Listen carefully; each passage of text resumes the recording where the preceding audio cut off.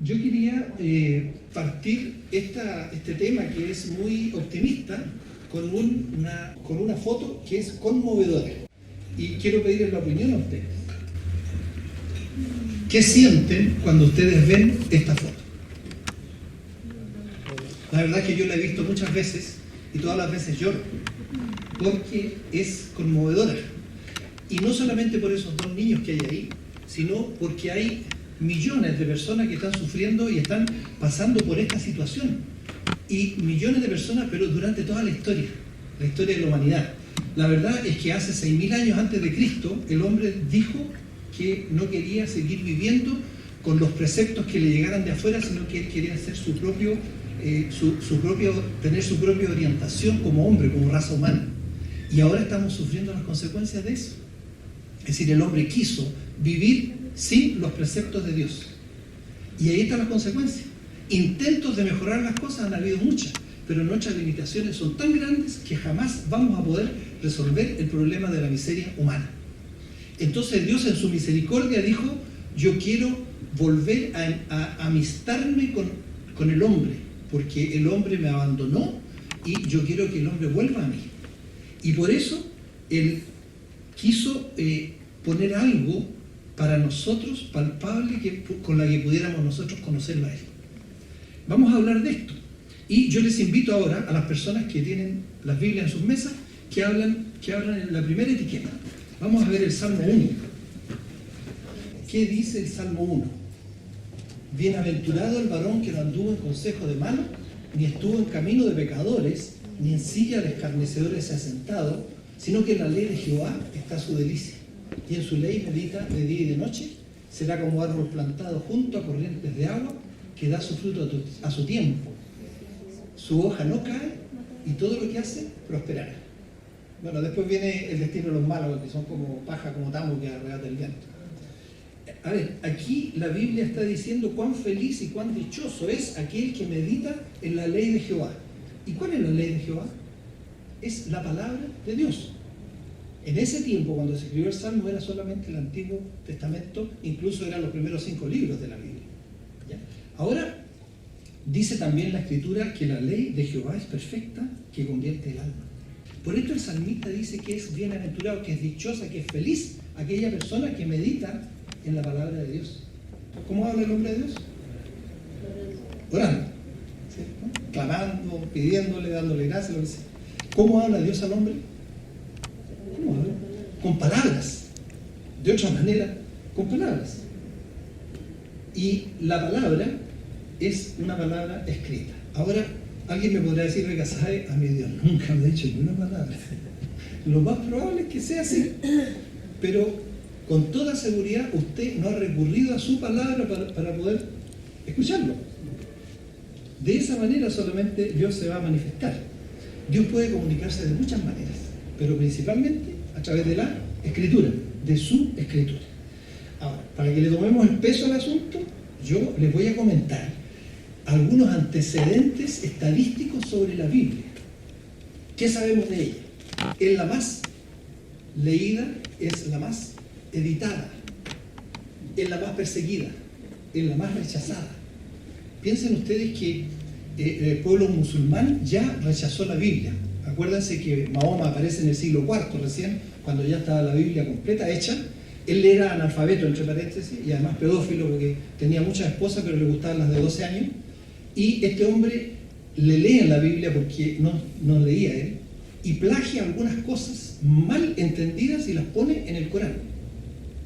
Y sin embargo, mal agradecidos, después prohíben leer la Biblia dentro del pueblo musulmán. Tenemos la Revolución Francesa, rechazan la Biblia completamente. La Iglesia Católica, por siglos, prohibió la lectura de la Biblia. Recién a mediados del siglo pasado, tuvieron una pequeña apertura para poder leer algo de la Biblia. Yo no puedo entender que una iglesia cristiana prohíba la lectura de la palabra de Dios. No hay ninguna explicación que me pueda satisfacer de eso. Ahora, ¿cuáles son aquellas estadísticas? Ahí están. Idiomas del mundo 7.000. Biblias completas hay más de 531 idiomas. Nuevo Testamento 1329. en algunos libros bíblicos traducidos 1023. O sea, tenemos en 2883 idiomas en el mundo que tienen parte o la Biblia completa. Para que ustedes tengan una comparación, el ícono de la literatura universal, ¿quién es? Shakespeare. Shakespeare tiene 67 idiomas traducidos. O sea, a Shakespeare lo conocen en 67 idiomas apenas. Esto para que ustedes se den cuenta cuán importante es. Ahora, una estadística más anterior dice que las Biblias vendidas son 2.500 millones hasta el año 1975, desde que se inventó la imprenta. Y actualmente, 44 millones por año. Ahora, la Biblia es la más valiosa. ¿Por qué es la más valiosa? Yo esto lo puedo decir desde mi propia experiencia, que se la voy a compartir. Yo era ateo. Y decía en ese tiempo ateo con la gracia de Dios. Y siendo ateo, yo leía de todo, libros esotéricos, libros de espiritismo o de lo que fuera, visitaba brujas, también leía filosofía, pero nunca leía algo relacionado con Dios. Y un día medité y dije, ¿saben qué? Estos canutos y todos estos católicos que creen estas tonteras que dice la Biblia, yo voy a leer la Biblia, voy a descubrir los errores y se los voy a mostrar a estos ignorantes. Y lo hice. Y como buen ateo empecé a leer desde Génesis. Hoja número 1. Génesis, Éxodo, Levítico. Al poco andar me di cuenta que todos mis pensamientos de ateo no tenían ningún fundamento. Al poco andar me di cuenta que Dios sí era real y que era un Dios personal y era un Dios que además me amaba. Y no alcancé a leer ni siquiera 5 libros de la Biblia y ya me di cuenta de esto. Y por supuesto que yo cambié mi posición. Pero después empecé a meditar. Y esta es una meditación muy interesante. ¿De dónde saqué yo mis ideas de ateísmo? ¿Quién me enseñó? ¿Qué doctor en teología o en lo que fuera? ¿O qué tratados me convencieron a mí de que yo no debía creer en Dios? Ninguno. Y al final me di cuenta que yo, jugando en la población, tirando piedra con los demás chiquillos, me empecé a formar mis propias convicciones que no tenían ningún fundamento. Y eso es lo que está pasando actualmente. Las personas no tienen fundamento de lo que creen. O sea, siempre hay una creencia superficial que no llega a ninguna parte y que no tiene ninguna raíz. Entonces, la palabra de Dios a mí me cambió. Por eso yo digo, es valiosa. Es valiosa por lo menos para mí. Pero vamos a leer en Mateo 4:4 que también Jesús dice que la Biblia es valiosa, que la palabra de Dios es valiosa. ¿Qué dice? ¿Alguien lo quiere leer, por favor? Él respondió y dijo, escrito está, no solo de pan vivirá el hombre, sino de toda palabra que sale de la boca de Dios. Ya. No solo de pan vivirá el hombre, sino de toda palabra que sale de la boca de Dios. Jesús aquí habla del alimento material, de la comida, ¿cierto? De la comida. No solo de eso vive el hombre. La persona que no come se transforma en un anoréxico y se debilita, y si no come, persistentemente se muere. Tan grave como eso es cuando la persona no se cultiva espiritualmente, ¿cierto? Y dice en este pasaje que no solo de pan vivirá el hombre, sino de todo lo que sale de la boca de Dios. O sea, no dice salió, sino que dice sale. O sea, está permanentemente entregando Dios su palabra para que nosotros podamos alimentarnos espiritualmente. Actualmente tenemos una civilización anoréxica espiritualmente, porque no les interesa. Viven de lo material, pero se están muriendo espiritualmente. Entonces, Jesús dijo, no, aquí las dos cosas son importantes. Cuide su cuerpo, pero también cuide su espíritu. Entonces, es muy valiosa porque la palabra de Dios es una fuente permanente que fluye vida, y fluye vida en abundante, actualizada y vigente. Es muy importante entonces que nosotros le demos el valor a las Escrituras porque sale de la boca de Dios. Ahí nosotros tenemos, bueno, les voy a recitar un pasaje de Hebreos que es muy interesante también. Dice, no lo busquen, ¿no? Dios, habiendo hablado muchas veces y de muchas maneras, en otro tiempo a los padres por los profetas, en estos postreros días nos ha hablado por el Hijo, a quien constituyó heredero de todo, y por quien asimismo hizo el universo. Separa aquí Hebreos, dos tiempos. A los padres por los profetas en otro tiempo. Eso era antes de Cristo. Al pueblo de Israel, a los patriarcas les hablaba a través solamente de profetas. No hablaba directamente Dios con el pueblo, porque estaban rotas las relaciones, como les dije. Pero en estos postreros tiempos, que son después de la primera venida de Cristo, estos son los postreros tiempos, se acabó el tiempo, la historia, aquí viene el término de la historia. Estamos esperando que en cualquier momento llegue el Señor Jesús por segunda vez y se acabó la historia. En estos postreros tiempos nos ha hablado por el Hijo. Ahora, esto es interesante porque nosotros podemos ver que el Hijo podemos encontrar a Dios solo si se revela al hombre. O sea, nadie hay genio que pueda decir yo descubrí a Dios. Dios siempre lo llama a uno. Entonces podemos ver que el cristianismo es una fe revelada. Es una fe revelada. Por lo tanto, el que da a conocer a Dios es Cristo. ¿Y cómo conocemos a Cristo? Lo conocemos por medio de las Escrituras.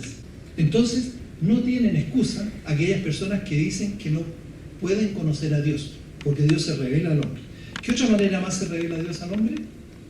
Por medio de la creación, ¿cierto? El Salmo 19 dice, los cielos cuentan la gloria de Dios y el firmamento anuncia la obra de sus manos. Los cielos cuentan la gloria de Dios. Romanos dice una cosa más interesante todavía. Dice, las cosas invisibles de Él, su eterno poder y deidad, se hacen claramente visibles por medio de las cosas hechas. Por medio de las cosas hechas. O sea, la creación del mundo se conoce, ¿cierto? Porque Dios en su deidad y en su poder fueron capaces de hacerlas. Entonces podemos ver a Dios también a través de la naturaleza. Bien, otra característica de la Biblia es que es inspirada y sin errores. Esto es interesante. Lean por favor en 2 Timoteo 3, 16, 17. Dice lo siguiente: toda la escritura es inspirada por Dios y útil para enseñar, para redarguir, para corregir, para instruir en justicia, a fin de que el hombre de Dios sea perfecto, enteramente preparado para toda buena obra. Inspirada significa que Dios insufló, ¿cierto? Entregó, exhaló su palabra y fue escrita. ¿Quién escribió la Biblia? ¿Se han puesto a pensar en eso? ¿Quién escribió la Biblia? Dios escogió alrededor de 40 autores para que escribieran la Biblia. Y esos autores eran reyes, eran criadores de bueyes, médicos, había una gama, pescadores, una gama increíble, había fariseos que eran expertos en la ley. Todos ellos escribieron la Biblia durante 1500 años. ¿Qué libros se escriben en 1500 años? Desde 1400 años antes de Cristo hasta 90 después de Cristo. Y ahí nosotros podemos ver una riqueza tan grande y una unidad de propósito. Fíjense que lo que escribieron gente que nunca se conoció, escribieron algo que era perfectamente coordinado con los escritos de los demás escritores. No hay errores, no hay contradicciones entre ellos. Por lo tanto, es de factura divina y no humana lo que ahí se escribió. Ahora podemos decir entonces que la Biblia la escribió 100% Dios. Pero también podemos decir que la Biblia la escribió 100% hombres, ahí en tinta y papel. Va contra toda lógica. Pero yo les voy a poner un ejemplo. Antoni Gaudí, nació por ahí por 1850 y murió en 1526. Era un arquitecto extraordinario que hizo cosas maravillosas, era un revolucionario de la arquitectura de su época. ¿Está Cecilia aquí? ¿Cómo era Gaudí, Cecilia? Extraordinario. Y Gaudí diseñó, por ejemplo, el templo expiatorio de la Sagrada Familia en España. Una torre que siempre se muestran en estas postales, ¿cierto? Tremendas velas hacia arriba, extraordinario. Pero Gaudí lo que hacía era hacer las maquetas, entregarle las instrucciones a los ingenieros, muy importante los ingenieros, ¿cierto? Así. Y resulta que los maestros trabajaban con las ideas de Gaudí y se construyó la nave central, y cuando estaban haciendo las naves laterales pasó un tranvía y mató a Gaudí. Y los arquitectos de esa época, bueno, siguieron construyendo las naves laterales y les quedó un desastre. No pega, pero por ningún lado. ¿Por qué? Faltaba el genio de Gaudí. Faltaba el genio de Gaudí. Y la verdad es que nosotros decimos que el templo expiatorio lo construyó Gaudí, pero él nunca puso ni un solo ladrillo. Lo mismo ocurre con la escritura. El Señor nunca escribió en tinta y papel. Una sola vez escribió un poquito en unas tablas por ahí de la ley. Pero nunca escribió, sino que Él entregó su genio a los escritores y nosotros tenemos la Biblia ahora. Con una ventaja, que a Dios nunca lo atropelló ningún tranvía y tenemos la revelación completa. No faltó nada. Por lo tanto, no necesitamos esos profetitas que aparecen ahora en estos tiempos entregándonos nuevas revelaciones. No, la revelación de Dios está completa en su palabra. ¿No nos motiva eso? Bueno, una duda sí hay, ¿por qué ellos escribieron eso? ¿Será que ellos escribieron lo que Dios quiso que escribieran? Y ahí hay una duda. Cuando hablan de Jonás, ¿saben ustedes la historia de Jonás? Que se lo tragó un gran pez. Esa es una patraña, podrían decir muchos. O que el pueblo de Israel pasó por el Mar Rojo, se abrieron las aguas. Es un invento, ¿cómo se dice? Es un mito. Pero ¿saben que Jesús validó todas estas cosas? Cuando Jesús enseñaba y hablaba de esas cosas. Así como Jonás estuvo 3 días en el pez, yo estaré también enterrado. Entonces, hubo una validación de parte de la persona más creíble en la tierra, de Jesús mismo. Voy a leerles un caso de Jesús. Dice lo siguiente: le preguntaron pues los fariseos y los escribas, ¿por qué tus discípulos no andan conforme a la tradición de los ancianos, sino que comen pan con las manos inmundas? Respondiendo él les dijo: hipócritas. No los trataba muy bien a los fariseos Jesús. Bien profetizó de vosotros Isaías, como está escrito: este pueblo de labios me honra, mas su corazón está lejos de mí.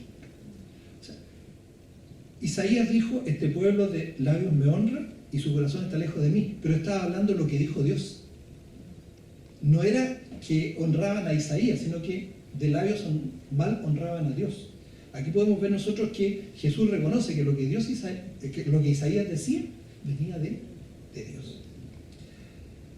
Les decía también, bien, y esto es un mensaje para los hijos, entre paréntesis, los jóvenes, pocos hay, pero bien invalidáis el mandamiento de Dios para guardar vuestra tradición.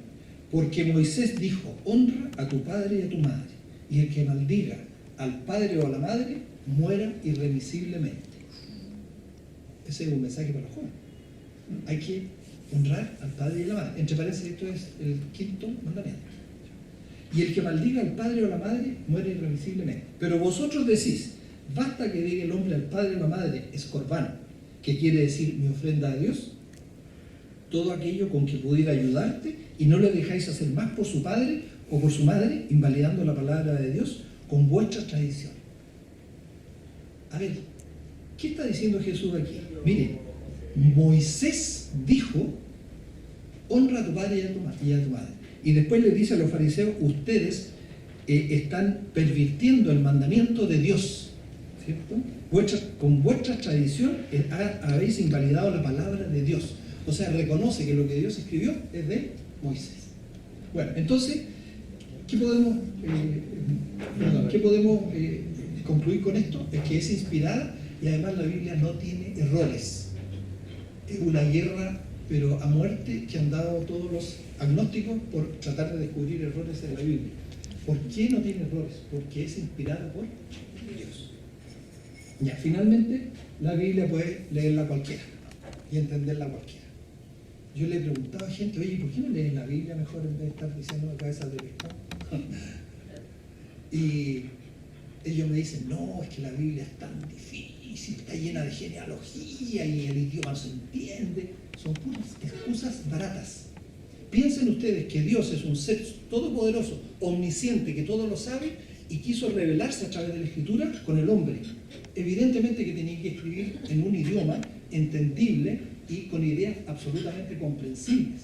Si Dios nos hablara en su idioma, no entenderíamos nada, porque Él es un Dios infinito.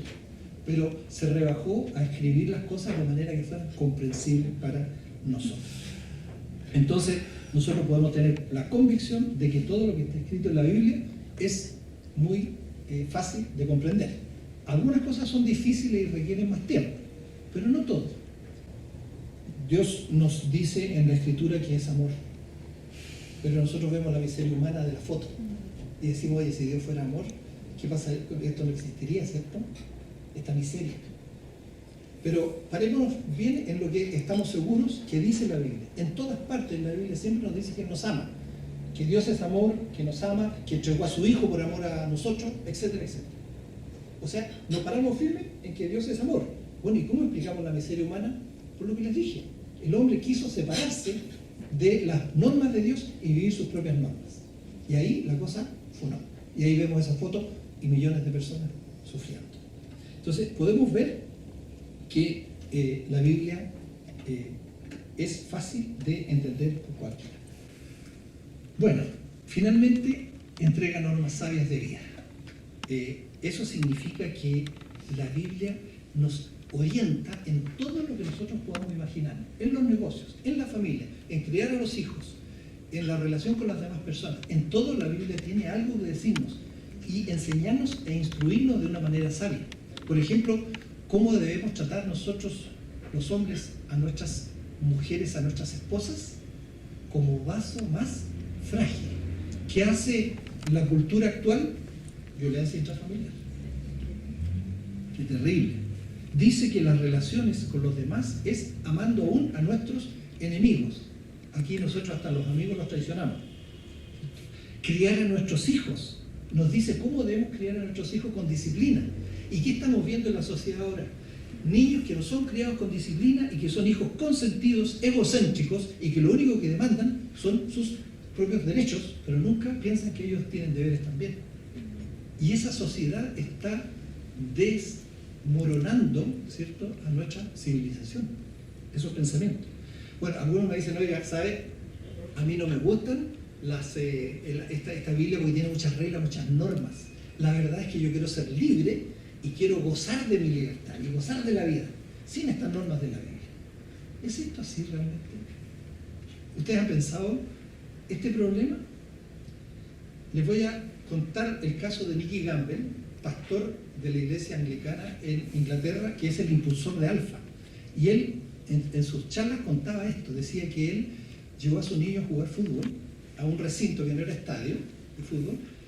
Un día de semana, un día miércoles fueron y llevó a su hijo para jugar, y también fueron todas las mamitas con sus hijos porque era día de trabajo. Por eso Nicky Gamble podía ir porque era pastor. Bueno, así lo dijo él, ¿eh? Y resulta que llegó y no estaba el entrenador. Y le dijeron, Nicky, tú eres el único varón aquí, así que tú arbitras. Así que arbitró. Pero dijo, yo en realidad no conozco mucho el asunto del fútbol, pero bueno, ya niños jueguen. Y los niños empezaron a jugar, que la pelota salió, que no salió, se empezaron a dar con todo, que yo te empujé, no, que eso está permitido. Y al final había un espectáculo, pero que no era de fútbol. En eso llegó el entrenador, tocó el pito, dijo ya, aquí vamos a delimitar con estas piedrecitas, estas son los límites de la cancha, estas son las reglas, jueguen. Y los niños jugaron y fue maravilloso. Las mamitas estaban orgullosas de la destreza de sus hijos. Yo les pregunto, ¿cuándo estuvieron más libres para jugar los niños? ¿Con reglas o sin reglas? Al final los mismos niños preferían jugar con reglas. Así es la Biblia también. Así es la Biblia. A nosotros la Biblia nos permite tener libertad para vivir, al revés de lo que las personas piensan. Si vivimos dentro de los límites de Dios, tendremos libertad y gozo. En cambio, cuando transgredimos las reglas, se nos vienen los problemas encima. Alguien me podrá decir, oiga, no, yo he cometido varias tropelías ya y no me ha pasado nada. Espérese un poquito. El pecado siempre a nosotros nos persigue, hasta el final. Hasta el final. Cuando Dios dijo, no cometerás adulterio, estaba evitando que la esposa sufra, estaba evitando que los hijos sufran, estaba evitando que el mismo transgresor cargue con esa carga que no lo va a dejar en su vida. Entonces las normas de Dios nos permiten a nosotros vivir libremente. ¿A quién le gusta que lo maten? A nadie. Dios dijo, no matarás. Entonces nosotros podemos ver que las reglas de Dios nos otorgan libertad. Podemos vivir como hombres y como sociedad, podríamos, como hombres y sociedad libres. Ahora, las alarmas, las policías, las cárceles llenas de gente, los robos, la delincuencia, es porque no obedecimos cuando Dios dijo, no codiciarás lo de tu prójimo. Y cuando dijo, no hurtarás. Entonces podemos ver de que el hecho de que nosotros nos acerquemos a la voluntad de Dios nos hace libres. Jesús incluso dijo, ¿cómo dijo Jesús? Dijo, si elijo libertad, seréis verdaderamente libres. Ahí libres. O sea, desde aquí podemos gritarle a la sociedad, nosotros los que creemos en Dios somos libres. La sociedad está presa en sus casas, con llave, con reja y con todo. Yo quiero terminar con una pequeña reflexión. La Biblia también es algo que los fariseos y todos los doctores de la ley del Antiguo Testamento y muchas religiones de hoy día cometen como error. No saben que la Biblia es una carta de amor. Es una invitación a la amistad que Dios nos entrega a nosotros. A ver, para muchos la Biblia es un excelente manual. Y de ese manual, para la vida, ellos sacan enseñanzas, estudian las escrituras en el idioma original, se aprenden versículos de memoria y hacen todo tipo de descubrimientos y análisis de la Biblia, pero olvidan lo que es fundamental, que es Dios hablándonos a nosotros. Dios hablándonos a nosotros. Es la palabra de Dios buscando una relación personal con nosotros. Eso se ha perdido y eso debemos retomarlo nosotros. Juan 5:39-40 dice, escudriñad las escrituras porque a vosotros os parece que en ellas tenéis la vida eterna y ellas son las que dan testimonio de mí y no queréis venir a mí para que tengáis vida. ¿Qué estaba diciendo Jesús aquí? Ustedes saben, le dice a los religiosos, que en las escrituras se encuentra vida, ¿cierto? Se encuentra vida y vida eterna. Podemos descubrirla ahí. Pero en realidad las escrituras hablan de Jesús siempre. En el Antiguo Testamento y en el Nuevo Testamento, el único tema es Jesús. El único tema. Y les dice después, y ustedes no quieren venir a mí para que tengan vida eterna. O sea, la vida que entrega la Escritura, la vida eterna que entrega la Escritura es por medio de Cristo. Y el que no va a Cristo se queda con la pura Biblia. Entonces, ¿qué quiero resumir? Yo, algo que no han captado, el punto es que la Biblia no es un fin en sí mismo. No es un fin en sí mismo, sino que el propósito final es una vida con Dios. Eso es. ¿Qué es lo que les recomiendo yo?